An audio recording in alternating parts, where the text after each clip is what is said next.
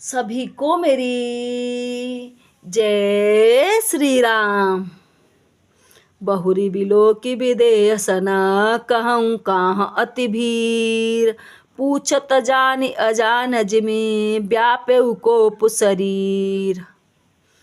फिर सब देखकर जानते हुए भी अनजाने की तरह जनक जी से पूछते हैं कि कहो यह बड़ी भारी भीड़ कैसी है। उनके शरीर में क्रोध छा गया। समाचार कहीं जनक सुनाए, जेहि कारण महीप सब आए। सुनत बचन फिर अनत निहारे, देखे चाप खंड मही डारे। जिस कारण सब राजा आए थे, राजा जनक ने वे समाचार कह सुनाए। जनक के वचन सुनकर परशुराम जी ने फिरकर दूसरी ओर देखा तो धनुष के टुकड़े पृथ्वी पर पड़े हुए दिखाई दिए। अतिरिस बोले बचन कटोरा, कहूँ जड़ जनक धनुष के तोरा। बेगी दिखाऊ मूड़ नत आजू, उलटहूँ मही जह लहे तब राजू। अत्यंत क्रोध में भरकर वे कठोर वचन बोले, रे मूर्ख जनक, बता धनुष किसने तोड़ा, उसे शीघ्र दिखा, नहीं तो अरे मूढ़, आज मैं जहाँ तक तेरा राज्य है वहाँ तक की पृथ्वी उलट दूंगा। अति डर उतरु दे तन पनाही, कुटिल भूप हर से मन माही। सुर मुनि नाग नगर नर नारी, सोचहि सकल त्रास उर भारी। राजाओं को अत्यंत डर लग गया, जिसके कारण वे उत्तर नहीं देते। यह देखकर कुटिल राजा मन में बड़े प्रसन्न हुए।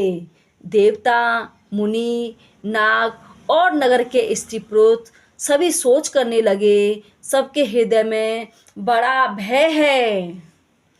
मन पछतात सिय महतारी, विधि अब सवरी बात बिगारी। भृगुपति कर स्वभाव सुनि सीता, अरदन में सकल पसमवीता। सीता जी की माता मन में पछता रही हैं कि हाय, विधाता ने अब बनी बनाई बात बिगाड़ दी। परशुराम जी का स्वभाव सुनकर सीता जी को आधा क्षण भी कल्प के समान बीतने लगा। समय बिलोक के लोग सब, जाने जान की भीर। हृदय नहर से विषाद कछु, बोले श्री रघुवीर। तब श्री रामचंद्र जी सब लोगों को भयभीत देखकर और सीता जी को डरी हुई जानकर बोले कि उनके हृदय में न कुछ हर्ष था न विषाद। नाथ संबुधनु भंजन निहारा, हो हई केहू एक दास तुम्हारा। आयुष का कहे न कि न मोही, सुन रे साही बोले मुनि कोही।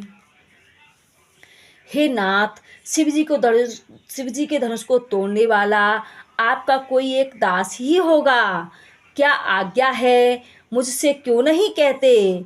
यह सुनकर क्रोधी मुनि रिसाकर बोले, सेवक सो जो करे सेवकाई, अरि करनी करि अकरई लड़ाई। सुनहु राम जय सिधु धनु तोरा, सह सबाहु समसोर पुमोरा। सेवक वह है जो सेवा का काम करे, शत्रु का काम करके तो लड़ाई ही करनी चाहिए। हे राम, सुनो, जिसने शिव जी के धनुष को तोड़ा है वह सहस्त्रबाहु के समान मेरा शत्रु है। सौ लगाई बिहाई समाजा, न तमारे जे हई सब राजा।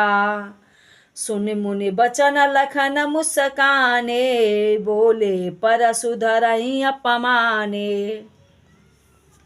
वह इस समाज को छोड़कर अलग हो जाए, नहीं तो सभी राजा मारे जाएंगे।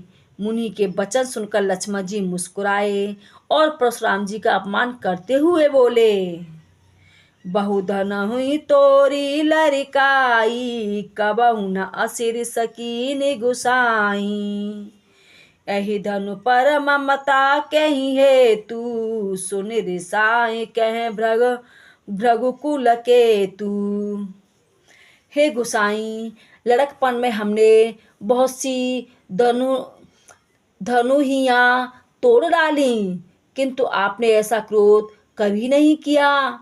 इसी धनुष पर इतनी ममता किस कारण से है?